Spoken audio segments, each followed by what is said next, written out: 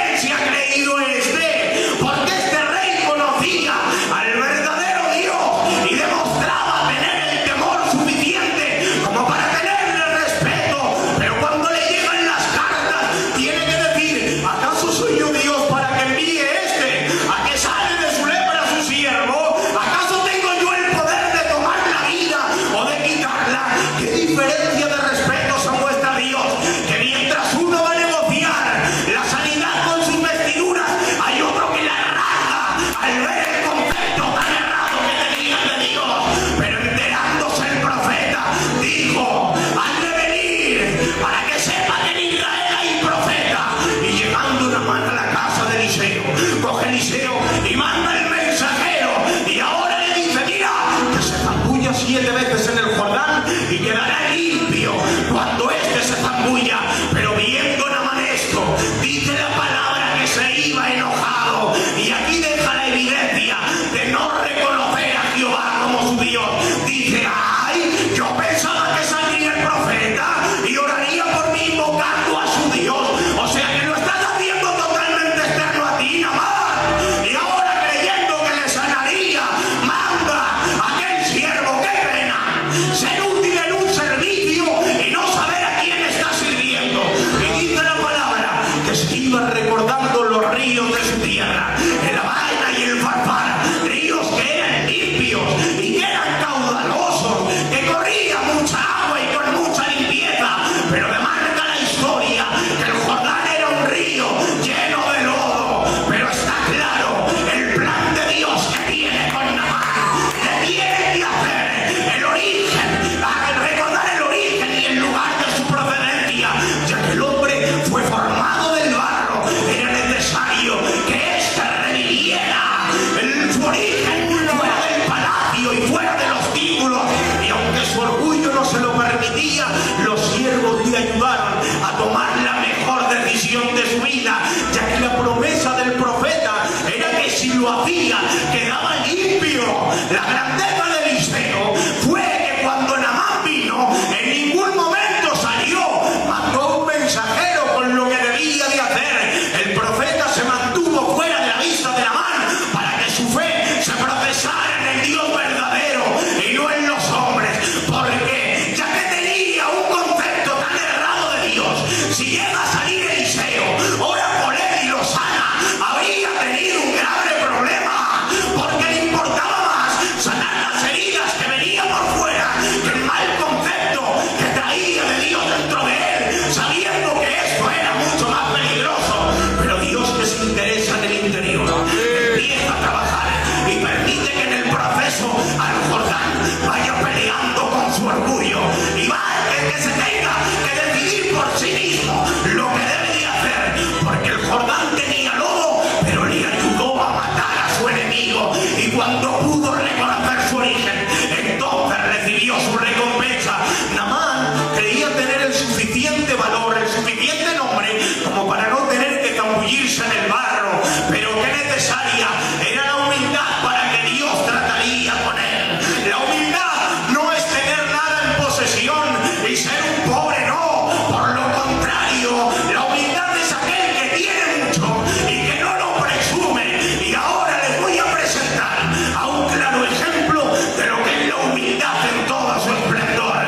Jesús tenía triunfos en la casa correcta, ya que era el rey que habitaba en el cielo, lleno de gloria, lleno de esplendor. Pero cuando se despojó para salvarnos, se presentó como el manso y humilde de corazón. ¡Qué diferencia! Naamán tenía títulos en la casa errónea y se veía con la soberbia de no tener que zambullirse.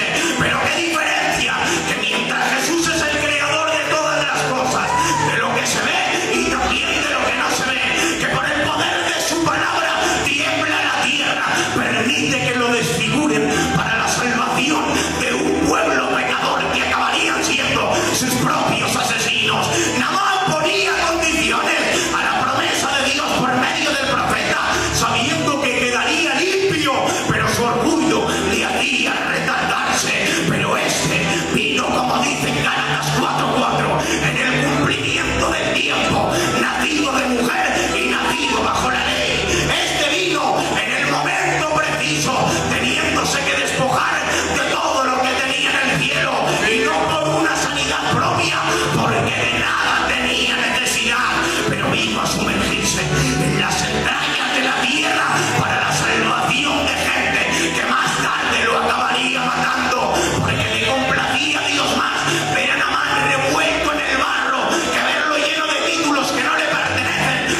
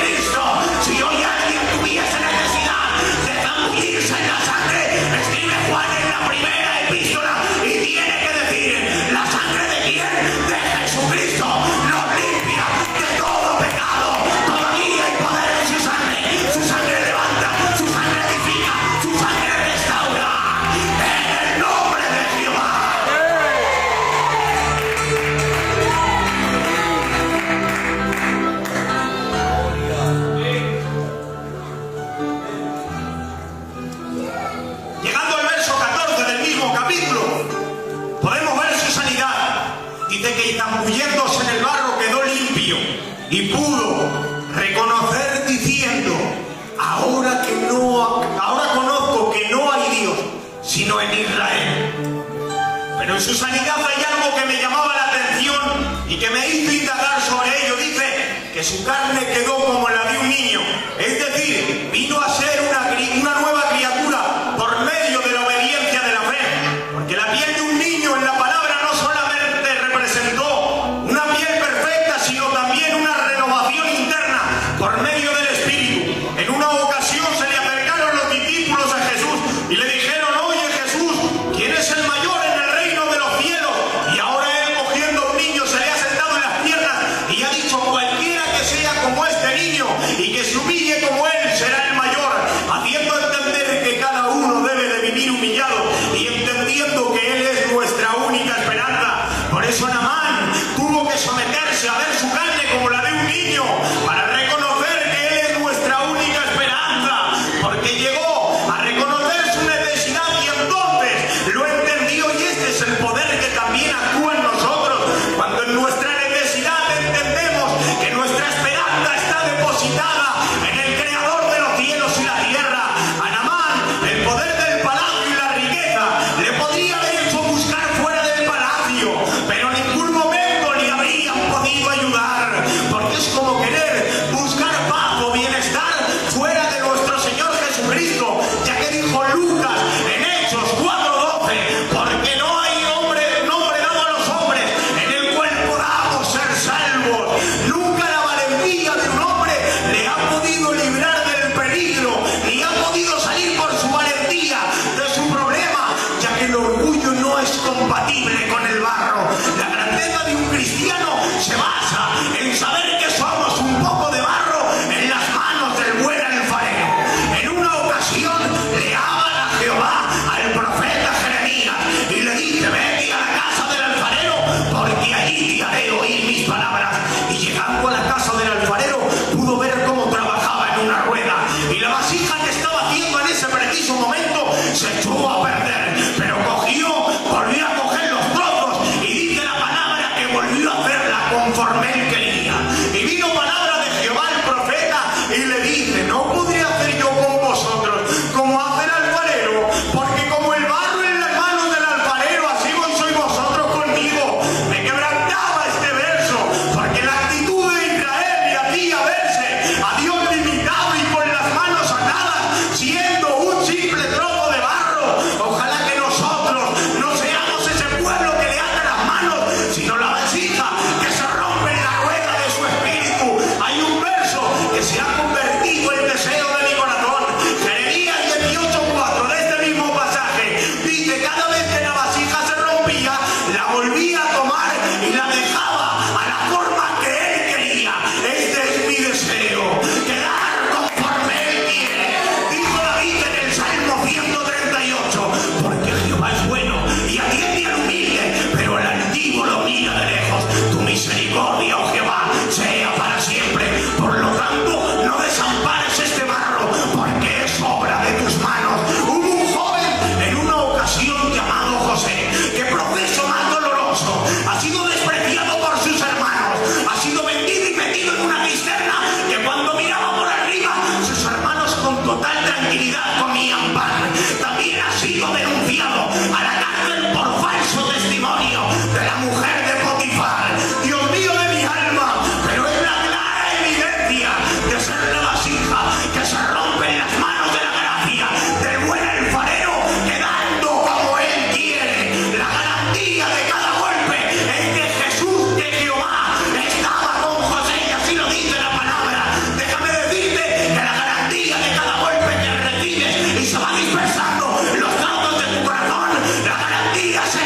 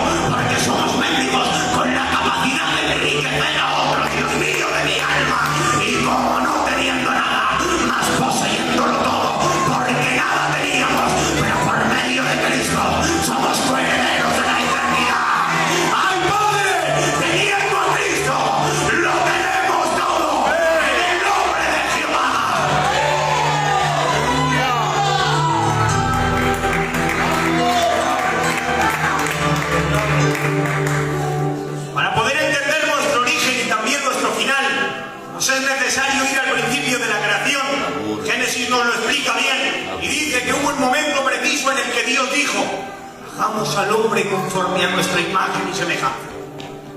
Y poco más adelante dice: y Jehová, soplando sobre el polvo de la tierra, sobre su nariz dio aliento de vida. Saber que fuimos formados del barro tiene un significado muy trascendente, y es que nos hace entender que el hombre tiene una plena dependencia de una mano creadora, ya que es un material moldeable bajo cualquier circunstancia y en cualquier momento. Pensando jovenesco en el peor momento de su vida, dijo: acuérdate que como barro me diste forma, pues el Espíritu me hizo y el soplo del Omnipotente me dio vida, porque dependemos única y exclusivamente de nuestro Creador. Dice la palabra que habiendo creado Dios al hombre, le plació que de su costilla nacería una nueva creación, buscando el bienestar del hombre y su ayuda necesaria, su ayuda idónea. Y esto me llevó a la conclusión y me quebrantó para hacer esta frase: que nuestro origen es el polvo, pero el origen de Jesús primeramente fue ser Dios. Y esto se lo explica Pablo bien a los filipenses en el capítulo 2. Él no estimó como cosa que aferrarse, sino que se humilló.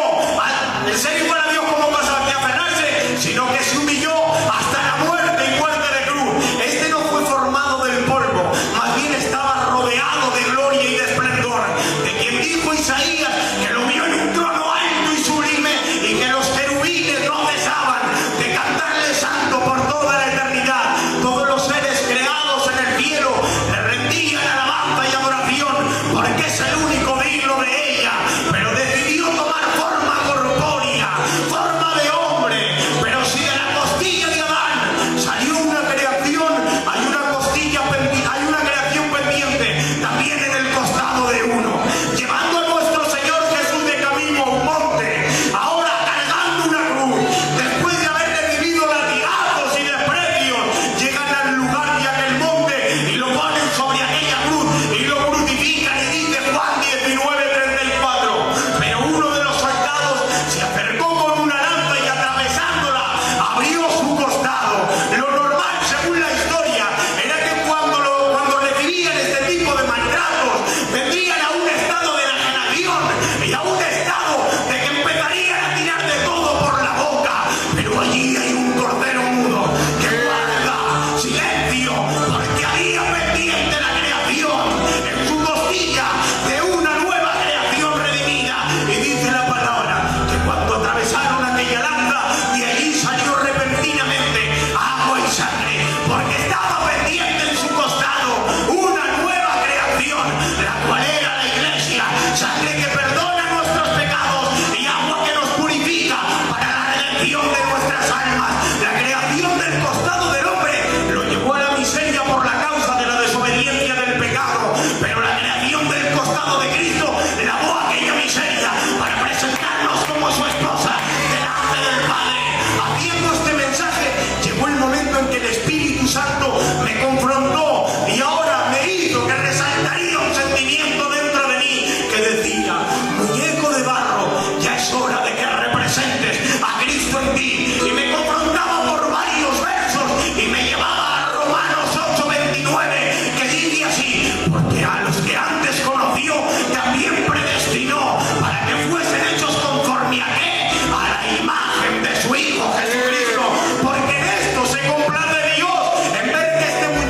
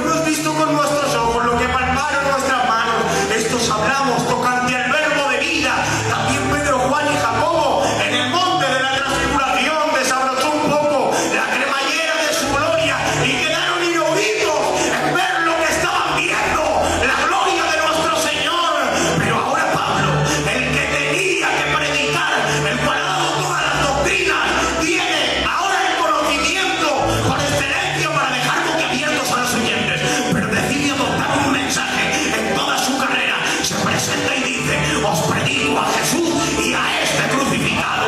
En una ocasión dijo Jesús, si vosotros siendo malos sabéis dar buenas dádivas a vuestros hijos, cuánto más vuestro Padre Celestial que está en los cielos. Y esto me hizo entender algo. Si nosotros siendo malos hemos llegado a desear a Jesús sin hermosura, deseando a aquel desfigurado que está grabado en una cruz, sabiendo Pablo esto, tiene que escribir a los Gálatas y les tiene que decir, con Cristo estoy juntamente crucificado, y ya no vivo yo, más Cristo vive en mí, y lo que ahora vivo en la carne lo vivo en la fe del Hijo de Dios. Cuánto más se gozará nuestro Señor Jesús de ver que este es nuestro deseo, sacrificar nuestras pasiones, sacrificar nuestros deseos a fin de estar crucificados juntamente con Cristo. Y había un sentimiento que me bombardeaba y me decía, este sentimiento, Jesús también desea verte crucificado, representando su imagen. Hay una demanda, representemos su imagen en la tierra, en la forma de orar, en la forma de hablar, en la forma de evangelizar. Representa a Jesús en el nombre de Jehová.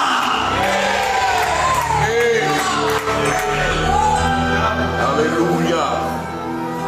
Voy a terminar. No hay mayor privilegio para nosotros que poder cumplir con la demanda de su palabra, a pesar de lo que somos. La mayor grandeza que el cristiano tiene es poder reflejar la imagen de Cristo en sí mismo. En el libro de Eclesiastés escribe según la lógica y tiene que decir, el hombre vuelve al polvo y el espíritu vuelve a Dios. Porque la lógica del hombre es esta, que todo vuelva a su lugar de procedencia. Pero escribe Juan y tiene que decir en la primera epístola, hermanos míos, todavía no se ha formado en nosotros lo que hemos de ser, pero sabemos que cuando se manifieste seremos semejantes a Él, porque el mismo Espíritu que levantó a Jesús entre los muertos también vivificará nuestros cuerpos mortales. Esto me emociona leerlo, porque según lo leía el Espíritu me enseñaba diciendo, muñeco de barro, también llegará el momento en que pueda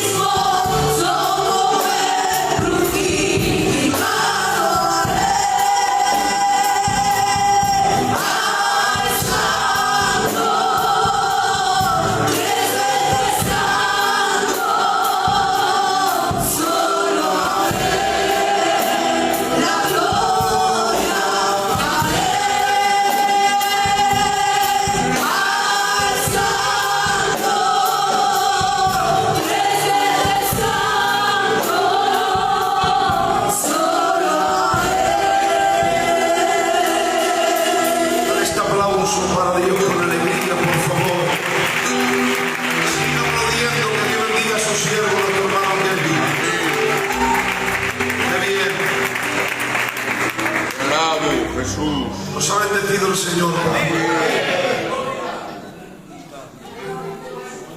Qué buen culto. Nos ha bendecido el Señor en la primera parte, la intervención del Espíritu y con esta palabra.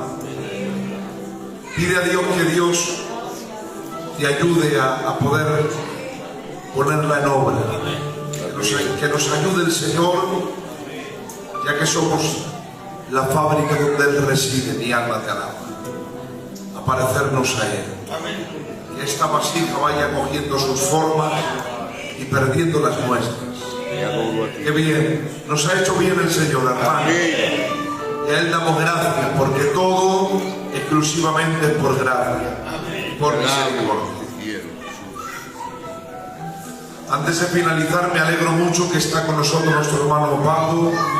Dios lo bendiga, la hermana Estela, pastores nada más y nada menos del templo de Pamplona, que están bendecidos. Los está usando el Señor poderosamente y a nosotros nos alegra de que Dios use a nuestros hermanos con poder y con gloria, y deseamos que Dios los siga aún más, a raudales, usando para la gloria del Señor. El tío Pablo no está con nosotros porque está visitando en Aro. El Apache le ha vuelto la gloria y también sigue visitando de gloria, también está visitando. El hermano Luis está malo y no podía estar con nosotros. Si no ven a la pastora ayer y hoy, es que se está volviendo riojana, malas. Lleva un par de días que está mala y resulta que ha caído también. Mientras no caiga yo, ustedes oren por mí, ya saben. Y bueno, mañana tenemos esta convención de gloria. Va a ser algo, yo creo que glorioso. Tengo un deseo de oír la voz del Señor en la boca de su siervo. Le he oído muchas veces y cada vez que le he oído ha sido un impacto para mi vida. Un hombre muy usado, con una serenidad impresionante, con un peso de Dios impresionante, y creo que el Señor nos va a bendecir mañana. Así que mañana tenemos este día tan bendecido. Creo que el Señor nos va a bendecir. Sobra además decir, como estaba anunciando, que está nuestro hermano presidente, el hermano Lisandito de Zamora. El que convoca y lleva esta reunión. Yo solamente soy una voz. Ya saben que la convoca el responsable y que seguramente que vendrán pues de las iglesias de aquí de La Rioja. Pero bueno, disfrutamos también nosotros de este día precioso. Hermanos, tenemos que hacer algo. Miren, lo que vamos a hacer ahora es voluntario, pero lo tengo que hacer porque no tengo días. Porque a la reunión de obreros el responsable exponía de que hay un caso, hermanos, muy difícil en Burgos. Hay una niña que es de la iglesia de la Campa y la situación está muy difícil. Tiene una enfermedad y la situación es mocica y bueno, tiene una enfermedad de leucemia, hermanos, y está mirando un tratamiento. El responsable ha convocado de que se pueda ayudar cada uno con lo que pueda. También ha dicho el responsable que si se hace algo globalmente con la iglesia, como se pueda y se quiera, pues el sábado se lo damos en la reunión de obreros. Claro, mañana es la convención de la iglesia, que eso va a ser del responsable, y el sábado la reunión. Lo que yo voy a hacer ahora, hermanos, es voluntario, totalmente. El que quiera y pueda, y de buena voluntad. Esto es algo voluntario. Es bíblico. ¿Qué más bendecido es dar que recibir? Y me atrevo a decir que es de nuestro pueblo. Y esto no se puede perder, hermanos. Es una dificultad muy grande y nosotros, pues con la voluntad y con lo que usted pueda de corazón, pues lo depositamos, ¿vale? No es una ofrenda obligada, vuelvo a repetir, porque no es una ofrenda obligada, es una ofrenda voluntaria, lo que puedas, hermano, pero hay que hacerlo. Lo piden los hermanos y no veo otra forma, porque ¿saben qué pasa? Que hay que hacerlo por vicio.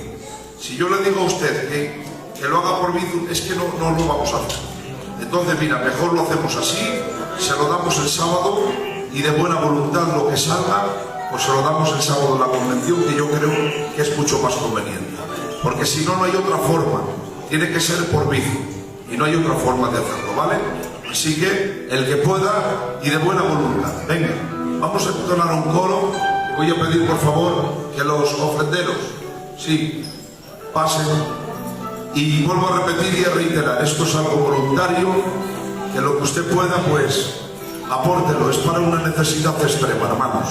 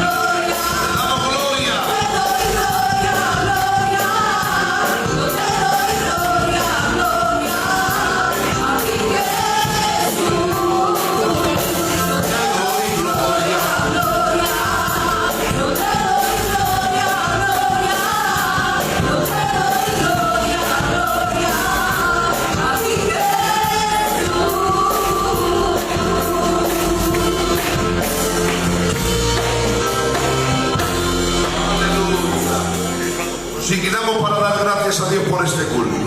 Dale gracias al Señor por este culto. Aleluya. Todo culto le damos gracias. Te alabo a ti.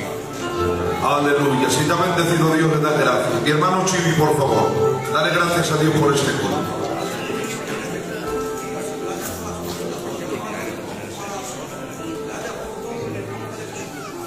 Amén. Que el Señor le bendiga y mañana nos vemos a las 7. Que no falte nadie.